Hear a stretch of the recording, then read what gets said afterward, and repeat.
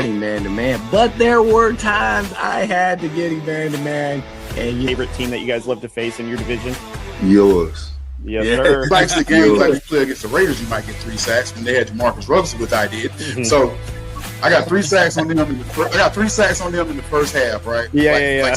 And I'm ready, and they take Tommy Maddox.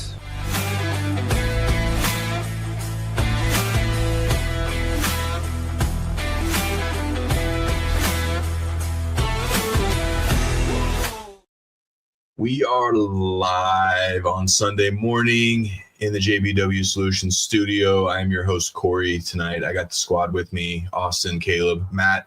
Cody is having a family weekend. We wish Cody the best on his family weekend. Boys, we have week 11. It's going to go down as Chiefs-Broncos. Massive, massive game today. But we got all the things covered, so we'll talk all AFC West.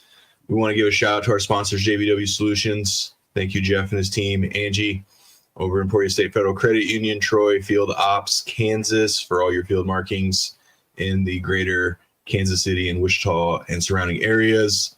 Boys, let's get it going. I'm going to start. We started an icebreaker question last week, so I kind of liked how that went. So I wanted to do a different one. Caleb, you're new here still, so I'm going to start with you. If you could pick one player in the NFL active to join the Chargers, which offensive lineman are you taking? How did you know? How did you guys know? I've got to go with probably Tristan Wirfs, man.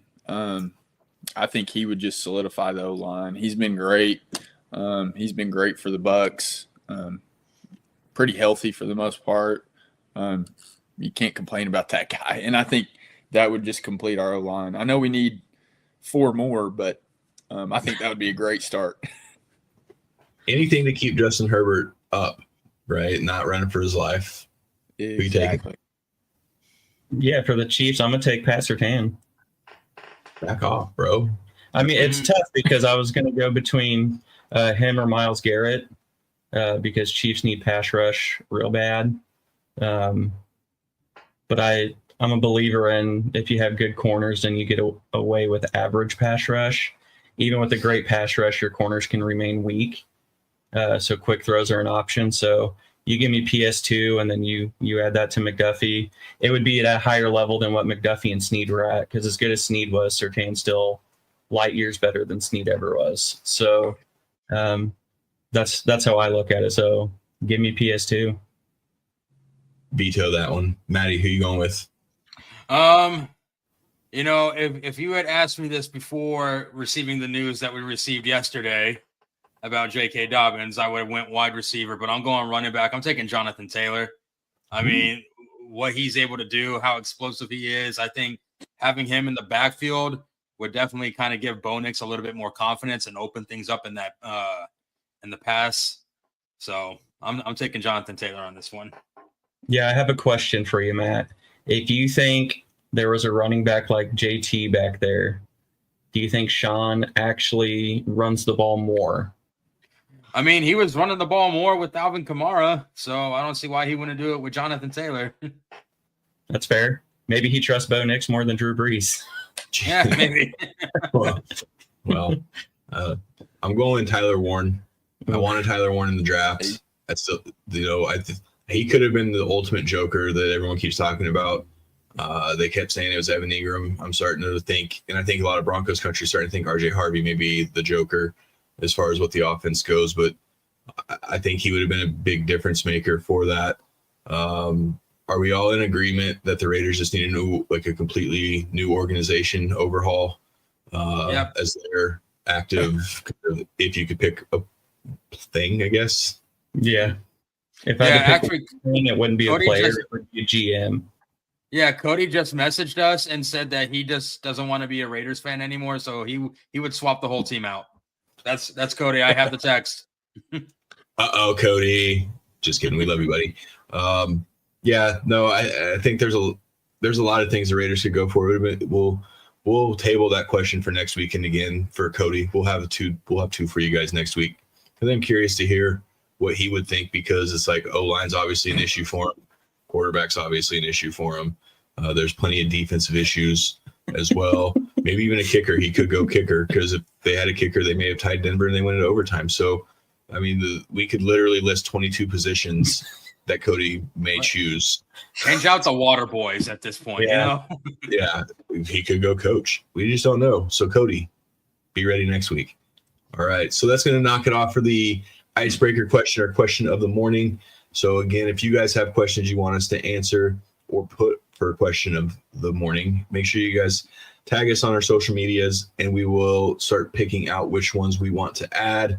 Let's move on to the AFC West rundown.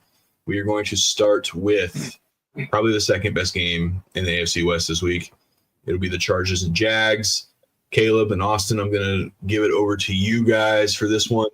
Caleb, starting with you as the Chargers rep, give us your X factors and key to victories. Man, what a great weekend of games. Really, I got to start off with that. Man, there's some great games this weekend. I'm super excited. But for my Chargers, my X factors, I guess I'll start off with that. I'm going to go with Odafe Owe. I think he's been a huge addition for us this year. Since we traded for him, he's been great. Been a huge boost to our pass rush.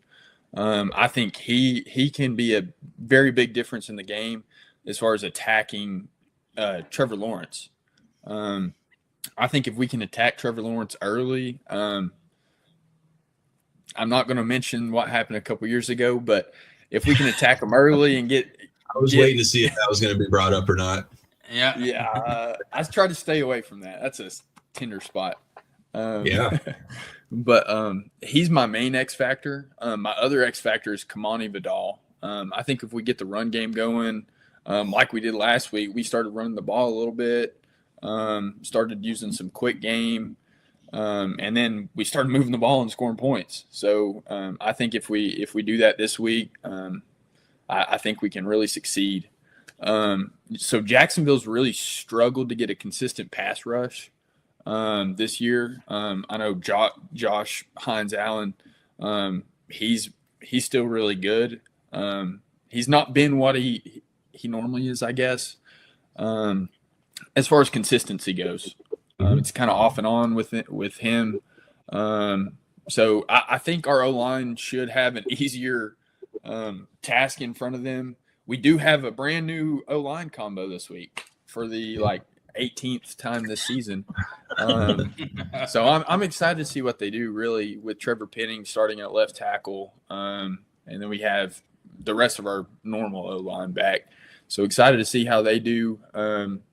But I think we really need to attack the quick game, use the quick game, hit Quentin Johnston on early in the game, get the jitters out. Preferably not contested passes to him if he's playing. I know he's questionable right now, but I'm super excited for this game. This has some huge stakes for this game, playoff stakes. Yeah, and we'll talk about that towards the end of the show as well, which is why it's a huge game for the AFC West. What are your X factors and keys to victory? Yeah, truthfully, on paper, Chargers should be able to do kind of whatever they want this game. Truthfully, Jags defense, as far as stopping things, isn't very good. But the one thing they are good at, which is going to be my key to the game for the Chargers, is protect the football. Jaguars defense, not that good, but they are very opportunistic and create turnovers. Absolutely. That can keep any team in a lot of games, and the longer you let a team like Jags stay around, just the more problem it could cause. So if they can just protect the football, honestly, Chargers should be able to run, pass, kind of do whatever they want against this defense. And it's the same with the Chargers defense. I think the Jags are going to have a hard time even moving the ball. The one thing that they have relied on a little bit this year is ETN. If they can get him going in the open field a little bit, maybe they can get some plays happening offensively. But again, I think at Chargers, there's probably more X factors, but I think in the end, if Chargers just protect the football, this will, I don't want to say easy win, but it should be a very comfortable. They should keep him at a possession or two the whole game to where you're kind of comfortable the whole time. So if I have to pick something for the Jags, I'm Jacoby Myers, I guess. Maybe the offense could have been a little better throughout the year if they had receivers who could catch. Lawrence's numbers look a little iffy, but Brian Thomas has like a 46% drop rate. And outside of him, they haven't had much consistency. So maybe a receiver who can catch will help them sustain the drives a little bit. I don't know. So if I have to pick something for the Jags, I'd just pick Jacoby Myers. There's some familiarity there. He's played the Chargers quite a bit, given his time with the Raiders and whatnot. But to me, I think the Chargers should pretty easily do what they want this game. Maddie, real quick, give me an X factor for this game. For the Chargers, it's definitely going to be their O-line. And I say that in a sense of their run blocking because, believe it or not, the Jags actually do have a very solid run defense. So if they can get those running lanes opened up for Kamani Vidal, I think, like Austin said, they're going to be able to have their way with this Jags defense. So give me that O-line. Yeah, and I think I think Trevor Lawrence could end up being this because if they pressure him enough, he's not a good quarterback. He would be good for multiple turnovers, whether it's a fumble and or interceptions. So I think if they make him uncomfortable early and kind of get in his head, because if it starts early, I don't think he's built for like a comeback. And I'm probably going to eat my words on that because watch it happen now. So pressure Trevor Lawrence, make him make plays because I just don't think he has that in him for that right now. So Maddie, we'll do a quick Raiders Cowboys. So give me a quick X factor and maybe a key to a victory for the Raiders. I mean, where do you even start with the Raiders? I don't even know where to begin. Their offense, it's funny because their offense actually matches up very well against their defense. The problem is they're just not productive. So, I mean, it's really just going to have to be, can this offense find rhythm? Can they find rhythm against the Cowboys? Because, again, the Raiders' defense is kind of in the middle of the pack. The Cowboys' offense is still ranked fourth, and you still got CeeDee Lamb and George Pickens on the other side of the ball. Yep. So, but, as the Cowboys' past games have shown, if you can get to Dak, you can win the game. So, getting to Dak is going to be my X factor. Yeah, it could be a good Max Crosby game. I look at it this way. We don't know exactly what Quentin Williams and Logan Wilson are going to we do know they're going to play. We just don't know to what extent. Probably Williams more than Logan Wilson, but I know Demarion Overshown is supposed to be back, so that's a good boost for them as far as the edge goes.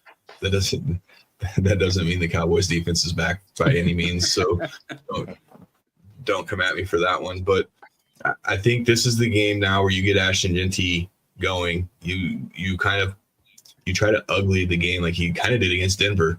Get Jeanty going, run some clock, keep the Cowboys offense on the side as much as possible.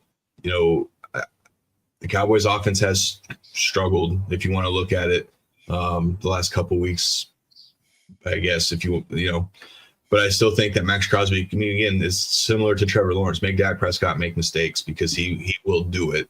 And I know a lot of people look at the turnover. It's when he does the turnovers.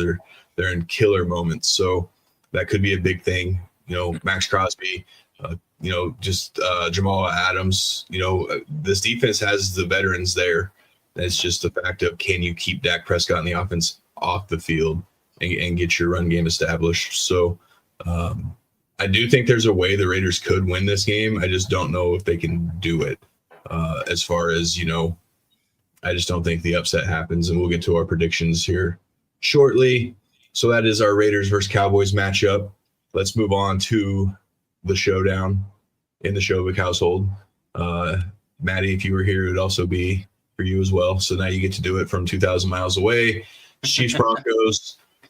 Got hit with the news that Dobbins is going to be put on IR, season-ending foot surgery, which sucks. Maddie, give me your initial thoughts. I mean, it's definitely a big blow to the offense because Dobbins has actually been performing well when he's getting the touches. But I think RJ Harvey has shown he could be a viable option. Yeah, he hasn't had too many big numbers in his last few games, but look how many touches he's got. So now with the bigger workload, which he's used to because he had that in college, he was the workhorse, in college. So, I think he's going to be productive. So I wouldn't be like, I'm sad about it, but I'm not like, oh, we're down and out, because RJ Harvey, again, has shown he is a reliable option. Not only that, Marvin Mims is back.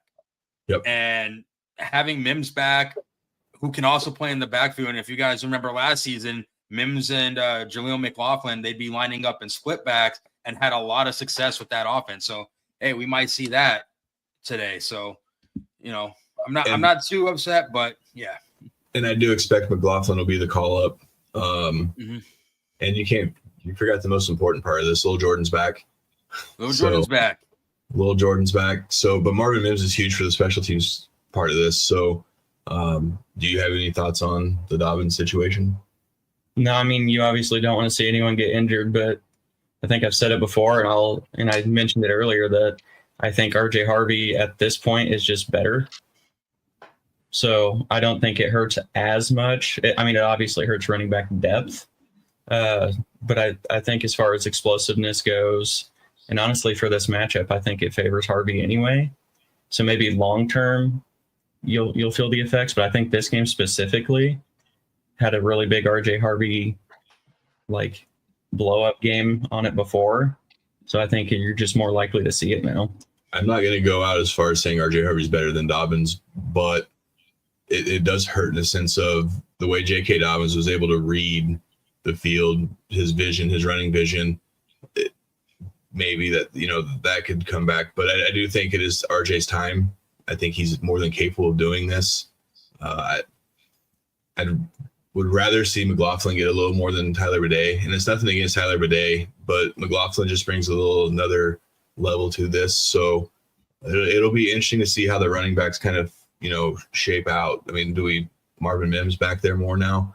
You never know with how this goes. So I'm actually kind of more excited for this little Jordan thing. Yeah. Sadly, I couldn't stop complaining about him last year, and then I hear we get him back. So Austin, let's start with you. Give me your X factors and keys to a Chiefs victory. Yeah, no, I'm trying to think of what the Chiefs could do to walk away with victory here. I think first and foremost, the Chiefs offense going to have to put up points. Not going to be an easy task. So if we're getting down to the nitty gritty, I think if our tackles can protect Patty, Simmons supposed to be back. Don't know if full time or not. I don't know if he got back up full speed or not, but if they can keep Patty protected a little bit, because he's still Patrick, but at the end of the day, a lot of his mistakes come when he starts seeing ghosts, when he starts getting happy feet. So if you're able to rattle him and get some pressure early, he kind of starts seeing ghosts and making poor decisions. So if they can keep him clean, put up some points, don't settle for 3. We got to capitalize if you get down there against a defense like this. So offensively, I think it's that. Defensively, I think it's going to come down to the Chiefs linebackers. We've been pretty decent at stopping the run this year until we played the Bills. We've been pretty good at stopping tight ends this year until the Bills. Again, I guess we were just pretty good at defense until the Bills. But this is why I think it could be an RJ Harvey blow-up game, because getting him against our linebackers in space, on screens, on dump downs, could result very deadly against the Chiefs. I would say Evan Ingram, but at this point, I don't know if they're even going to look his way. So I'm going to stick with Harvey on that. But if the linebackers can stick with the tight ends and running backs in space, limit the yards after catch and contact, I think the defense should be okay. Sutton has had McDuffie's number in the past. I'm just going to hope that doesn't continue. So I'm not going to put that. But I think there's a lot of things have to go right for Kansas City to get a win. But basically, they just have to play better than they have this year, play cleaner than they had this year. Yeah, I don't know. It's ugly on paper. Matt, your X factors and keys to Broncos victory. So it's going to be on the offensive side. It's going to be Sean Payton. Sean's got to dial up something, and I'm not talking about a wide receiver pass on 3rd and 1. Dial up something, give the Chiefs something they haven't seen before. Again, like RJ Harvey is a very versatile running back. He can run, he can catch. He's done very well. Most of his yards have come in the receiving end. Yep. Use that. Again, Mims is back with that knowledge. Like with Mims being able to do what he's able to do, like not only behind the line, but him being a deep threat as a receiver. RJ Harvey being able to run and catch and block as well. Dial something up that the Chiefs haven't seen before, because Spags, again, he's make sure his defense is very well prepared for games like this. So give them something they haven't seen before. So Sean Payton's my X factor on the offensive side of the ball.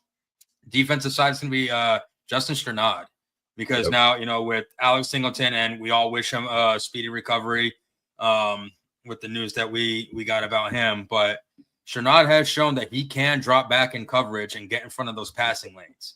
And I've said it before, I will say it again. Whenever the play breaks down for the Chiefs and it's a busted play, Pat Mahomes is going to be looking for Travis Kelce.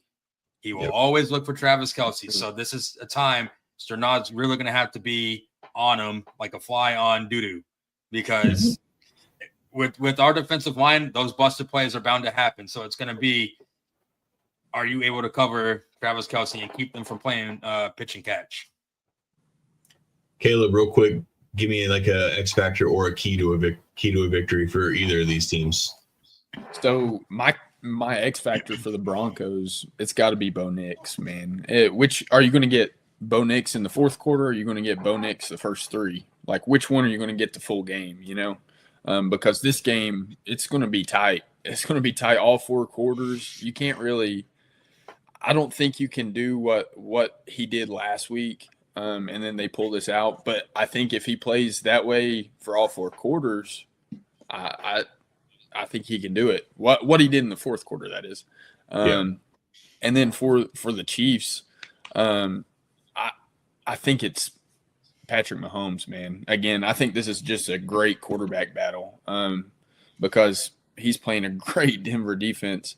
I've got to see what he can do in the pocket, that kind of thing. I know what he can do, but I want to see what he does this week. But yeah, I have to agree with you guys. I think this is perfect timing for RJ Harvey as well. He's been able to sit behind JK for a little bit, kind of get his feet wet. Perfect timing for him to get some touches, in my opinion. I think he'll have a great game as well. But I guess really it's Bo Nix for Denver, and then it's Patty with the Chiefs, man. Yeah, I want to see how Vance handles the Patrick situation, because we look at the last few matchups, especially the ones that we've lost outside of the block kick. It's those third down runs that Patrick Mahomes does. The third and 10s, the third and 15s, the third and medium, the somewhere in there. And I want to see Strnad and Dre Greenlaw spy. I think we've got to do something there. Whether he could even drop Nick Benito back. I think we've been seeing that a little more. Benito Cooper kind of going back, and you're seeing linebackers shoot the gaps. Be very careful when you blitz, because if the middle's there, he's going to run. So I want to see how they handle that.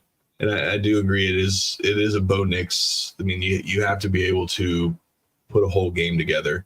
And then that also ties into Matt's. It's Sean Payton. Like, you've got to dial up the right stuff to get your quarterback comfortable.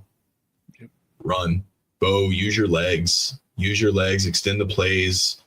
I don't want to see the screens. I don't. This defense is too fast for that. Nick Bolton, especially if you're on the screen game.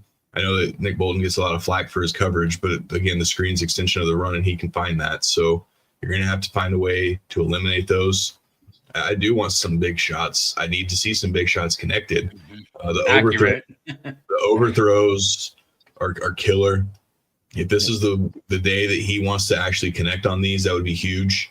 It'd be a huge boost, because again, this is a statement game. Everyone's talking about the Broncos are kind of a fraud at 8-2 with who they've played and who they've beaten.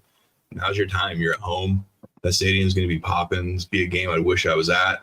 So again, I need to see Bo play a good, clean game, and don't let Patrick Mahomes' feet beat you. So that, I mean, it's plain and simple as that. So we'll make our predictions here shortly. So do you guys have anything else to add to this big showdown in the AFC West?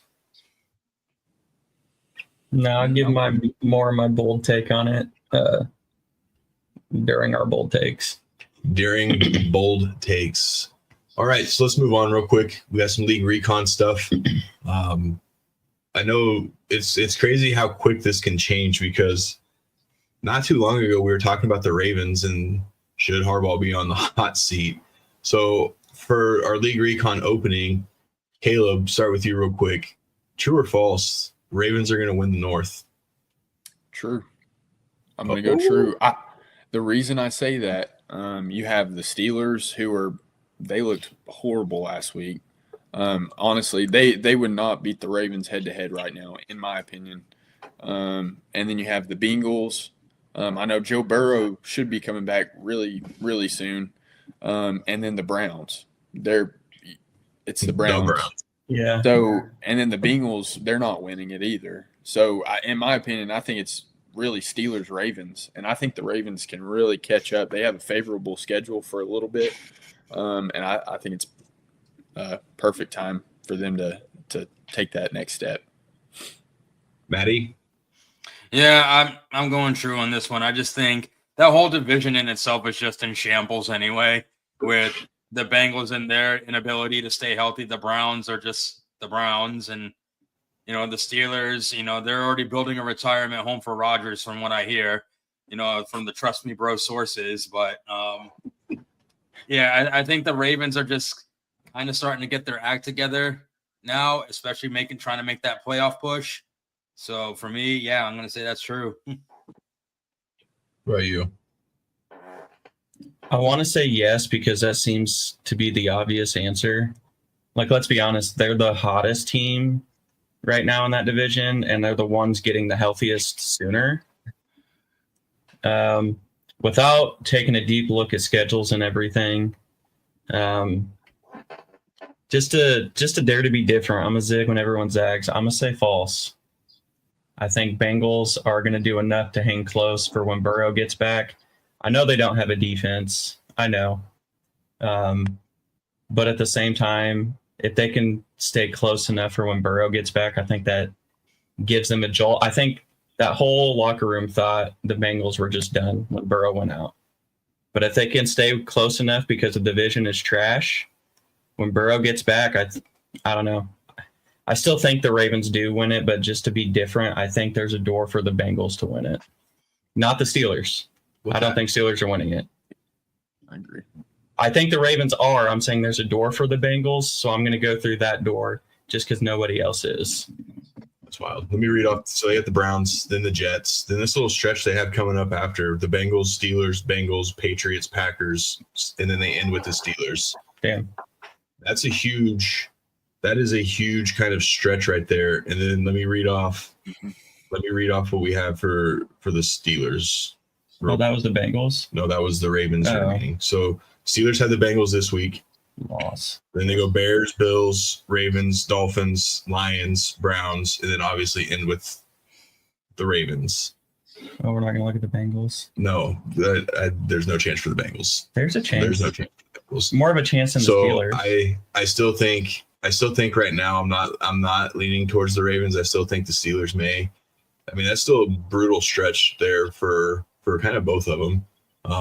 But in the end, I still think Steelers Ravens are always just a slobber knock when they play each other. But the Steelers usually kind of figure out a way to step up that defense against Lamar. So I'm still going with the Steelers on the North, but it wouldn't surprise me if the Ravens did do this. So anyone else have anything to add to that? Anyone else saying that? Anyone else kind of laughing at the Bengals? Oh, I've been laughing for quite a while. So, but hey, I mean, they have a very easy schedule and they're only 2 games back. Their defense is so bad. Like I think in the end that still cost them. Like you can't, I just don't see how their defense is going to be able to get them back into a possible winning of the division. Their offense, even we don't know what to expect when Burrow comes back, right? He's obviously injury prone. So let's get to our next one. It's a huge big Jameis fan over here. Jameis Winston's getting the start over Matt's boy Russell Wilson. So, Maddie, give us your thoughts on old Jameis over Russ. Well, let's just say Jameis is awake in his own dream. So, what did he say last year? The horses were prepared for battle. So I think, the horses are prepared for battle. I think he's motivated. He's excited. And usually when you have a guy with that energy, kind of gets like, the team is down in the dumps. But when you have someone like with Jameis's energy that's motivated and excited to play, it kind of gets everyone else, like they start feeding off of that. So, he's definitely not there for a paycheck. He didn't go in, try to get his own parking spot or his own office for anyone. Like he wants to play ball. He wants to compete. He wants to give his team the best chance to win. So, I think I think they're going to be okay. And Austin and I kind of talked a little bit earlier. We're done defending the Packers at this point. So, yeah. Well, and I think it's wild to me. The story comes out that Jameis asked the Giants not to trade him. He didn't want to leave. He wants to be in New York. So, Maddie, real quick, is Russell done? Yep, I think he's done. I mean, if you look at his last couple of seasons, like he got benched in the back end of his last season in Denver, and then they just said, go kick rocks, go somewhere else. Pays you a lot of money to do it. yeah, and we'll pay you a lot of money to just you don't have to go home. You just can't be here. Yeah. Then he goes to Pittsburgh. He gets injured for the first half of the season. Comes in, they go on a run. He gets into the playoffs, but they were one and done.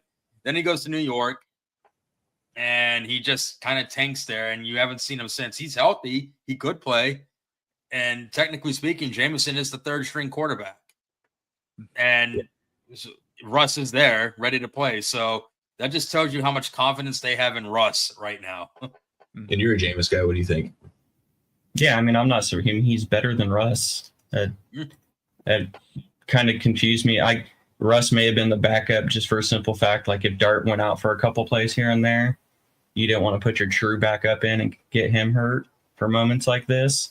But I mean, it's been obvious for a few years now that Jameis would be a better option than Russ. He might cost you the game, but he's going to win you a game too. At this point, Russ is just going to lose you a game, plain and simple. So Jameis gives you the best option, and I'm not surprised. I thought Russ should have been done after his time in Denver. Because granted, yes, it's a Nathaniel Hackett deal, and had a little Sean Payton with him, but there was a lot of film. If you watch, Russell couldn't see the field. Russell couldn't make reads. If you can't just chuck it deep, and your offense actually has to make reads, digest things, do check downs, run an actual offense, he's not the guy. When you think even in Seattle, he wasn't the one throwing slants and out routes. He was throwing, they were running, they were doing play action bombs. He hasn't done that for a long time. I'm surprised teams are still giving him an option. So yeah, I'm not surprised. At this point, I thought Jameis should be a starter somewhere. There's a few starters that I think he's better than. So I think he's definitely better than who should be retired Russell Wilson. Caleb? Yeah, I'm really excited for this. Super, super excited. I'm a big Jameis guy, so the only way he's going to do even better than I expect is if it's snowing in New York this weekend. I don't know if you all saw last year. He was balling in the snow, beat the Steelers, I hope he has a good game. I think Russ is done. I don't think he's a good enough teammate to be a backup. Personally, I think Jameis is the ideal backup, man. Ideal backup. I mean, great guy, great mentor too, like off the field, regardless of what he did in college, that kind of thing. Great guy. I think he deserves to start somewhere next year even. But yeah, I'm super excited for this, really. Dude threw for almost 500 yards against Denver last year. So yeah, I mean, I know he throws a lot of interceptions, but the Giants could use a spark like that. And Jameis is going to make a really good coach one day. I have no doubt in my mind. He just knows, he says the right stuff. It may sound really, really weird, but at the same time, it's like, where's the wall? Because it works. It works. So yeah, man, I think Brian Daboll should have made this call a long time ago. Why he continued to go with Russ beyond me, and now he's out of a job. So Maybe he can pick up Russ where he ends up. So let's. I mean, it cost Nathaniel Hackett a job. Pete Carroll was smart, got rid of him.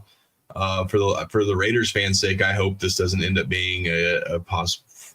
I would love to see Russell Wilson go to the Raiders, but for Raider fans, man, be ready. I guess would be so fun. That would be hilarious. So that is the league recon. So let's jump into Fantasy Frenzy, sponsored by JBW Solutions, Jeff and his team. So we have had a god awful run of our fantasy picks here recently. I don't want to play anymore. Good thing that we never claimed to be experts. I think my last correct pick was Dak against the Broncos. That's been a few weeks now, hasn't it? It's been a little bit. Let's see. Who do I want to go first? Cody. Matt doesn't want to play no more. Oh, Matt doesn't want to play no more. Matt, go first. All right. God. You know what? I'm going to say James Cook is going to be my sleeper. I think he's looking to bounce back from last week. So I'm going back-to-back weeks with James Cook. I'm going to be right. All right? I'm going to be right.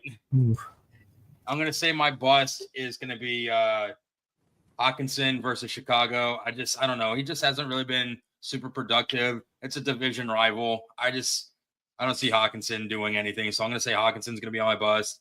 And on it now, today is the day James Cook rights my wrong. It's a tough defense he's going up against. So, it is. I mean, you never know. Never know. Caleb, who you got? Yeah, so my I was kind of debating on my boom because unfortunately it is for Cody's team, but I've got to go with Brock Bowers. I was going back and forth with him and Trey Tucker, but they're playing Dallas's defense. Man, if they can't put up points on Dallas's defense, I mean, what are they doing? That sounds bad, but their defense is it is horrible. And then sorry Cowboys fans, but and then my bust. Not sorry, actually. Yeah. Yeah. Not a Cowboys guy. But my bust is going to be Brock Purdy. They're playing Arizona. He's coming back off of injury. I think he's predicted to still score like 19 fantasy points, something around there. I don't think he'll do that this week. Like I said, he's coming off injury. Arizona's defense is actually pretty decent. So he's my bust this week. I'm glad you didn't go Trey Tucker. Yeah. Who you got? I'm going to start with my bust because I'm more confident in this one. My bust, I'm actually picking Lamar Jackson against the Browns in Cleveland. It's usually pretty, like he mentioned of North battles earlier, they're kind of just slobber knockers sometime. I think Lamar doesn't get his massive amount of fantasy points he's predicted. I still think the Ravens win, but it's more of an ugly battle, maybe a little more Derrick Henry than Lamar. So picking Lamar to bust. My boom one, my gut keeps telling me to pick Trevor Lawrence because I think he's going to do better than his week projection. And I only think that – so, yeah, I'll go Trevor Lawrence, not because I think he's going to win. I do think he's going to be running for his life, and he's always been a quarterback who has used his legs. So I think he's going to get a decent amount of points just from scramble yardage or running for his life yardage. Again, I think they could be out of the game rather quickly, going to have some garbage time added with some of the rushing stats he's going to get. Yeah, with some of the rushing stats he's going to get. So I think he's going to very much exceed his projections, even though it'll be in a loss.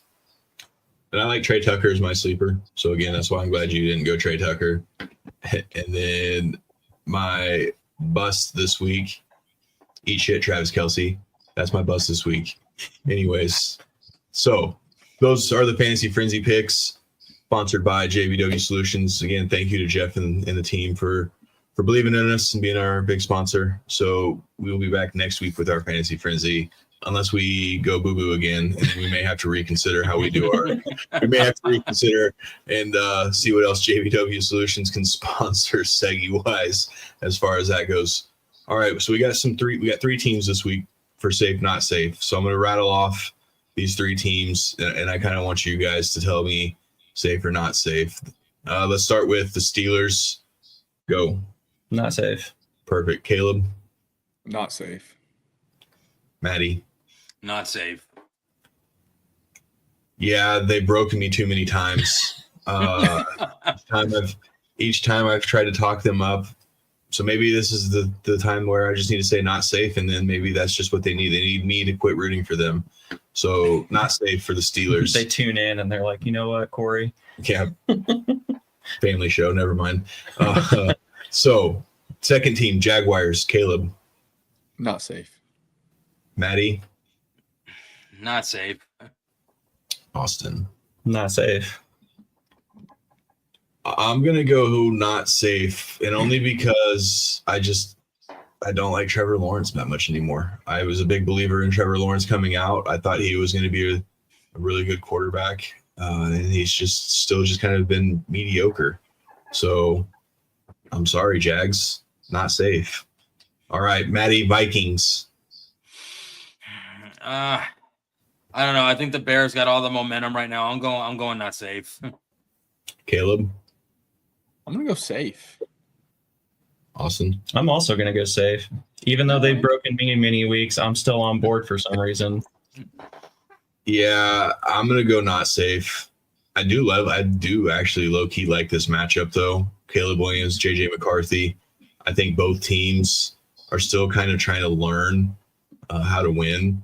And you know, it's not a make or break, but it's a huge game in a sense of, I mean, there's seeding still on the line here, and the Vikings could really use something. So, again, just to point out what Caleb said early on in the show, this is another one of them banger matchups for the week. I mean, we haven't even mentioned Rams Seahawks, a banger of a matchup. So there is a lot of matchups to be pointing out and seeing this week. And I think one of the more fun ones could be this Vikings Bears one, because there's so many wild cards in it, right? Like which Caleb Williams is going to show up, or, you know, which Brian Flores defense is going to show up.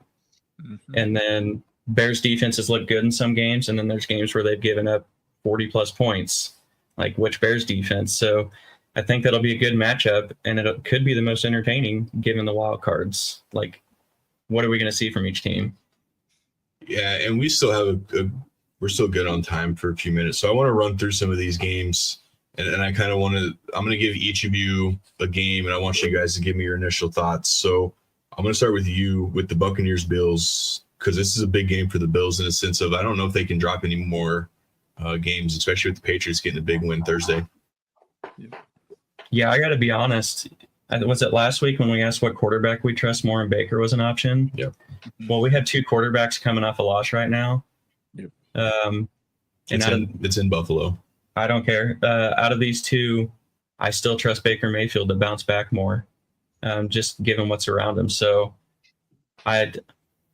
something's broken with the Bills. I think there's going to need to be some changes made. I think the Bucs are fine. They've just been so beat up. But as long as they got Baker, I think I'm always going to believe in them to bounce back. And Maddie, for you, we have the 6-3 Bears and the 4-5 Vikings. And again, like I said, the Vikings can't afford to, especially at home. You got to take care of these games. Yeah, I mean, honestly, I've been real high on the Bears ever since they got Ben Johnson. And the first thing he did was he went after some free agent O-linemen. You know, I think the Bears just have like a lot of momentum going in. They're really clicking right now. They're making their playoff run. I think all the momentum is on their side. The Vikings have JJ McCarthy, and I'm excited. I mean, again, like you said earlier, I'm excited to see these two young quarterbacks go at it, try to figure out how to win. But I think the Bears are looking to run away and really get a hold of their division. So I got to go with the Bears on this one. And Caleb, for you, this is probably the biggest matchup: 7-2 Seahawks, 7-2 Rams. Yeah, I'm super excited for this one. But this is going to be a battle, man. Seahawks have an incredible defense. Sam Darnold's playing really, really high level right now. And then so is Matthew Stafford. And the Rams defense is really good too. So this is going to be a battle, but I think that the Rams might have a little more firepower with Matthew Stafford right now. golly, this is a tough one. But yeah, I like Matthew Stafford and them to pull this one out probably. But this is going to be a great game. Yeah, that's a tough one. Yeah, it really is. Both offenses are clicking really well right now. Obviously, with the addition of Rashid Shaheed to the Seahawks, their run game is looking good. Jackson Smith-Njigba is probably the best receiver in the game right now. And then the next one we have is obviously the 6-3 Lions, 7-2 Eagles. That's a Sunday night game tonight.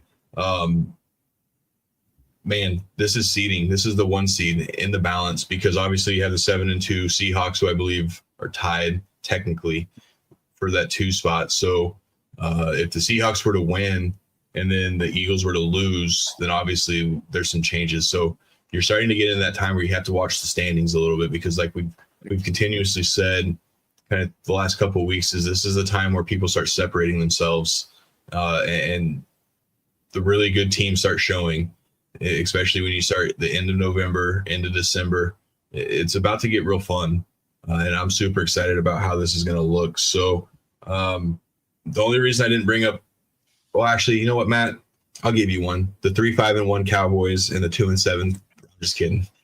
You want me to answer for Cody because he said the Cowboys? Yeah.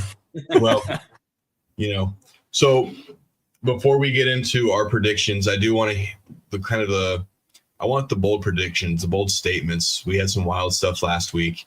So Maddie, I'm going to start with you. What is your bold statement for week 11? RJ Harvey's going to rush for over 100 yards. Caleb? Do they have to be for our own team? No, sir. No, sir. I'm gonna go the Giants win by 2 touchdowns. Ooh. Ooh. That's Austin, my bold take. Austin, is that you? No, because most weeks I'm all about the Packers. That's true. What's yours? This is going to give away one of my predictions that we're going to be doing in a little bit, but I think Vance Joseph and the Broncos defense hold the Chiefs out of the end zone.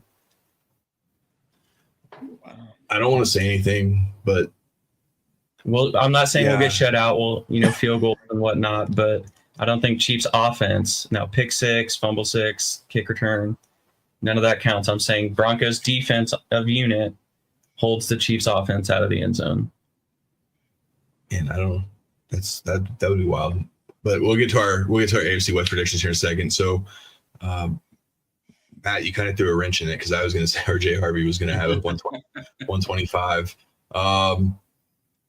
Homers. Yeah, I know. So instead, I'm actually going to go with I think the Buccaneers go on the road and they beat the Bills.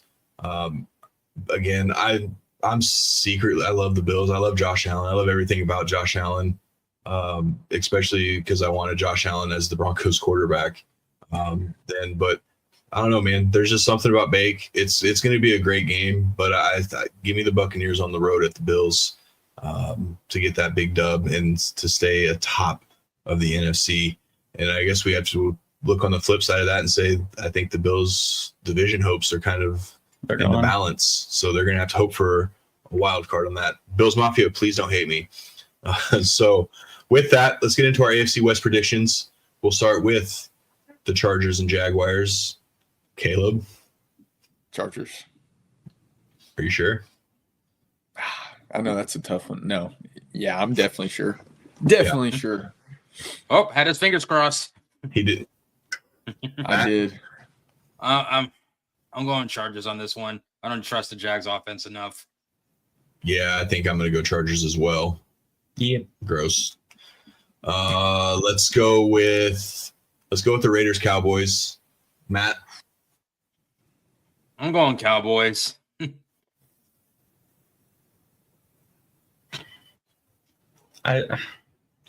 This is the one, like, I want to choose Pete Carroll so much because this is the one game I think they really could win given the Cowboys defense. But I can't pick the Raiders even in this kind of matchup. Yeah, I'm going to go Cowboys. Give me the Raiders. I don't know why I want to do that, but just give me the Raiders. Gross. I don't like how that sounds, but that's all right. There you go, Cody. There you go, Cody. And let's move on to the big one. Did Caleb pick? Oh, Caleb, did I let you pick the Raiders or the Chargers? I don't think so. Okay, go ahead. No, and pick. you're good. I was so distraught picking the Raiders that I was just kind of like, gross. I'm ready to I move would on. be too. Yeah. He That's swallowed why his I'm own gonna go throw with the up. Cowboys. That's why I'm Cowboys? going to go with the Cowboys. Yeah, I Yeah, think smart. they've got too much offense for the Raiders. It's honestly a lose-lose for all of us because I hate the Raiders and I hate the Cowboys. So Yay, Monday night. yay Monday night. Yay, Monday night. Yay Monday Yeah, right. night. Out of all the games to come back from, like, to get your contract right with Disney, this is the one. That's Yeah. what I'm saying. What are I we don't doing? even think, like, as they're coming up with the schedules, there's no way that they still thought this was going to be a good game this far into the season. But again, they don't pay us to make schedules, but gross. So Wish they would. yeah. All right. Who are you taking for the Chiefs Broncos? We'll go the outsider. Caleb, go first. Golly, this is a tough one. I'm going to go Chiefs. Wow. It's in Denver. Barely. Very close, but Wow. Chiefs. All right. Well, He wants that so he can get first place. yeah, I know. Wow. All right. How did you know? No, I'm just kidding. That's the only reason you would pick them. Anyway. Wow. Yeah, it is All right. actually. Maddie, Close game, but I'm taking the Broncos. I too am taking the Broncos. Bo Nix, show them. Where you going? You're up, even though I know kind of where you're going to lean. Where am I going to lean? You love Broncos defense. You always talk to Broncos defense up, and you literally just said a few minutes ago that the Broncos are going to keep the Chiefs out of the end zone. Therefore, you're probably going to pick the Broncos. Maybe I think the Broncos are going to get shut down picking Denver. I think even coming into the season, I picked them to win the division, but I would still think that they would pull a split home and home. So this being in Denver, I think Denver gets it. It does suck that the game in Denver is coming off of Andy's bye week. Andy's always almost unbeatable coming out of his bye week. With that being said, he has been beaten out of his bye week before, and I think it happens again this week. I like the fact the Broncos had a little mini bye. I'm hoping that gave, Sean in the squad time to kind of map out hopefully a better script to start the game than what they have been. It's been a brutal 10 days off though with Alex Singleton news, J.K. Dobbins, but I'm hoping getting Marvin Mims, solidifies the special teams and cleans the special teams up a little bit. But man, the Alex Singleton one's gonna be felt. We can say what we want about Alex Singleton, but he is still really good. He's a leader. He's always been the guy. He's our run guy. So hopefully he's there, cheering us on, getting us going. Either way, it's gonna be a fun game, and I hope it's a good game. For the love of God, please let it be a good game because I can't sit through another 10-7 Broncos Raiders like game. So Would you rather be a good game and a Broncos loss or a 10-7 game and a Broncos win though? I'll always take a win. Exactly. I'll always take a win, but just because Matt and I've had to sit through the Nathaniel Hackett days where it was 11-10, it was the god awful primetime games And Go the ahead. Josh McDaniels days. We Exactly. sat through Josh McDaniels and Nathaniel Hackett, and I don't think anyone else can say that. You really in front of Caleb? You guys are going to Yeah, I was complain? about to say. Dude's won no playoff games, Super Bowls, anything relevant in his entire organization's career. Well, now you get your chance Once to the revenge. playoff today. games. You get your revenge today, buddy. You get that revenge of a couple years ago. I hope so. That one, I don't even want to talk about it. All right. So, Maddie, tell them what we got coming up this week as we round out the show. So, this is something that I know Austin and I are definitely really excited for, and the rest of the crew as well. But Garrett Bowles' organization, I hope I'm saying the name right, Bjorn. I'm so sorry if I butcher that. And Bowles' Childhood Apraxia Education Initiative. Jenny is going to be coming onto the show with us, and she's going to be talking to us about what is childhood apraxia, what to look for, what the goal is moving forward, what's it like working alongside Garrett Bowles. He may or may not be on the show. We're still waiting for confirmation. Talking to his agent now. We sent them a list of questions, so we're kind of waiting for the hominis dominus. So Garrett may or may not be here on Wednesday. And you got to let her know if the Chiefs do win this game. She doesn't get to say anything to us about that. Okay, I will be sure. I already told her, like, hey, I know you're a Chiefs fan, but go Broncos. So we'll see what happens. Yeah, so we're super excited for this. This is especially it hits home for Matt. I know this is a real true cause, and we're all excited about this. I mean, anytime we can help get the word out for someone's foundation, we're always going to take that over our football talk all day, every day. So this episode is going to be a lot. It's not going to be our normal episode that we typically do, and I'm 100% okay with this. It's for a good cause, so make sure you guys tune in for that. We'll post on the socials, so make sure you guys are following us on X and Instagram. I believe we have TikTok. Everyone has TikTok. We have so many TikToks. So we all have TikToks. Make sure you guys are smashing the subscribe. We're at 188.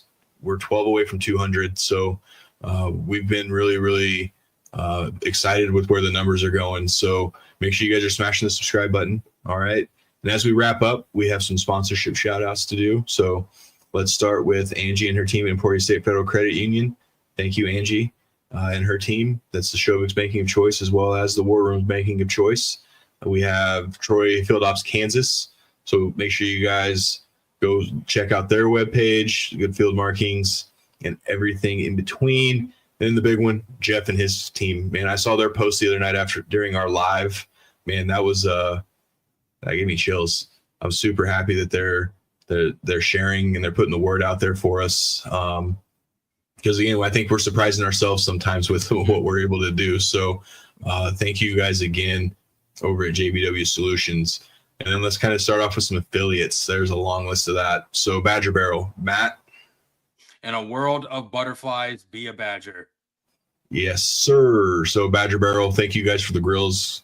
Weather has not cooperated most weekends, but I'm hoping we finally have a nice day to maybe fire it up tomorrow or today. And then Homage with the gears. Austin's wearing it. So make sure you guys are checking out the links in the descriptions. Then we have Shank It Golf. We golfed a lot. Probably one of our better rounds. It was beautiful weather, so we took advantage of it. So make sure you guys are checking out Shank It Golf Beard Club for the beards and the little peach fuzz underneath. Yes, sir. So again, guys, is there any other things that I'm missing? They're piling up and we love it, but I hate that I'm probably going to forget some. No, I think we're good. I think we got everyone. Perfect. Well, thank you guys again for tuning in. Enjoy your Sunday of football. Again, as we mentioned earlier, a lot of good matchups. So there's going to be games from start to finish. And I believe the Berlin game or the Spain game's going on as we speak. So tune into that or don't, because we probably won't be watching much of it either. So we'll see you guys on Tuesday night. Enjoy the rest of your Sunday.